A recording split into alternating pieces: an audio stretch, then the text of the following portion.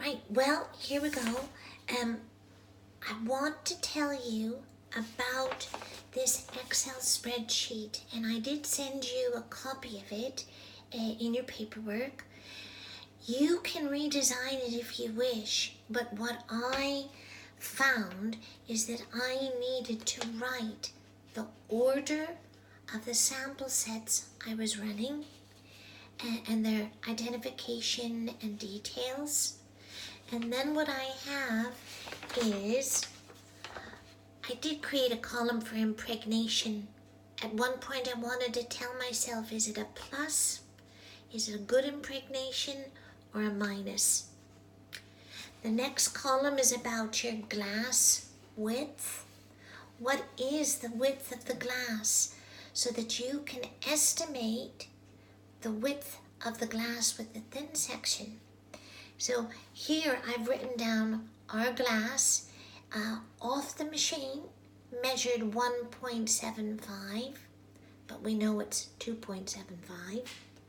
But if we add 0.03, 30 micron to that measurement, a 1.75 measured glass is going to grind off near enough to 1.78 for the thin section.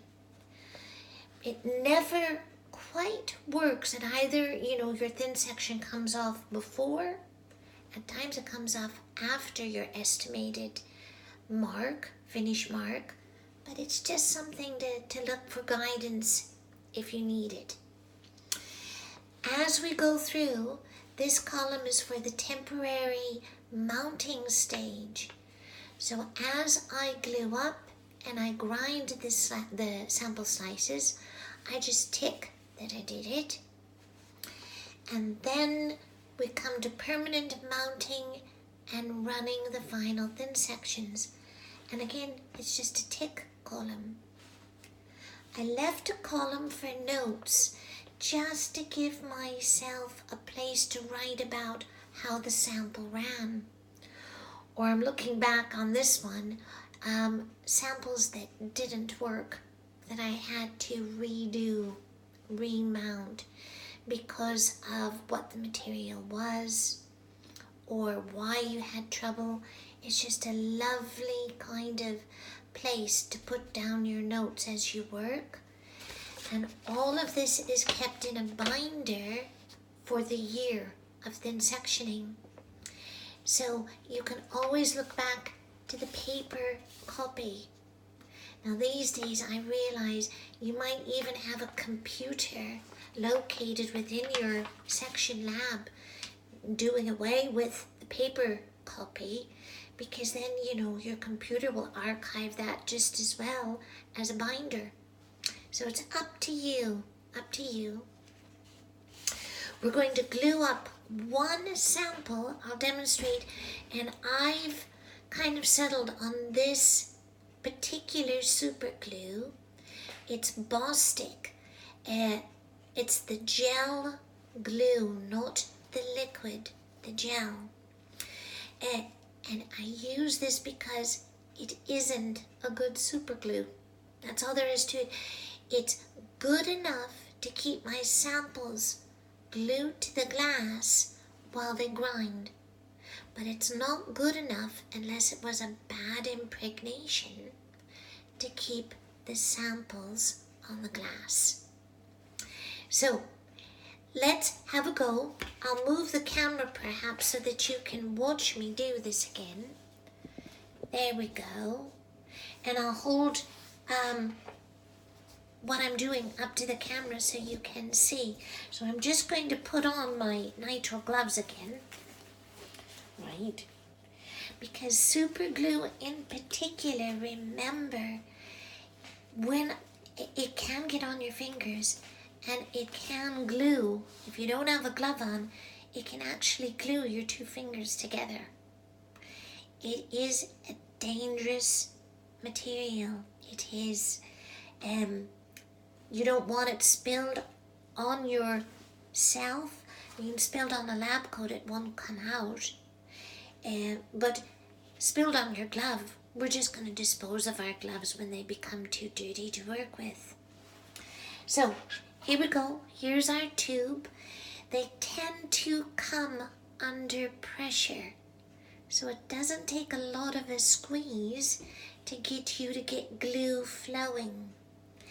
And the point about this is you take your sample slice and you're just going to dot a little bit of glue and then swirl it around into a circular pattern to spread it in each corner of your sample. So the trick is, it's just enough to do the job, but not so much super glue that you can't get the sample off the glass. So let's give it a go. Let's see if I put the sample there. You can probably see me put the glue on, at least in part. So we're just going to take a tiny squeeze, put it in the corner and move the tip around in a circular way. Next corner. Yeah. Remember, these are little samples, so you don't need a lot of glue. And last corner. And don't hesitate too long, because this glue starts to set the minute it's exposed to air. So flip it over, and then we're going to put it down on the glass, centered, and press, and press. And wait till you feel your sample stop moving around.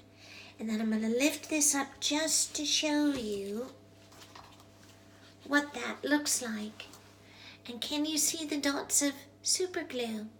Now, I might have gotten a little too much there, but I'm not going to worry about it. What you're looking for is not a lot of air in that seal of the glue with the sample. Not a lot of air. So you press and then you put it down and continue to glue up. And it takes this glue about 5 minutes to set fast. And then you should be ready to grind. And what I do while these while the samples are setting on the glass is I'll change my fine wheel to the coarse wheel to begin our temporary surface grinding process. So we'll look back at the machine next, and we're going to put the coarse wheel on.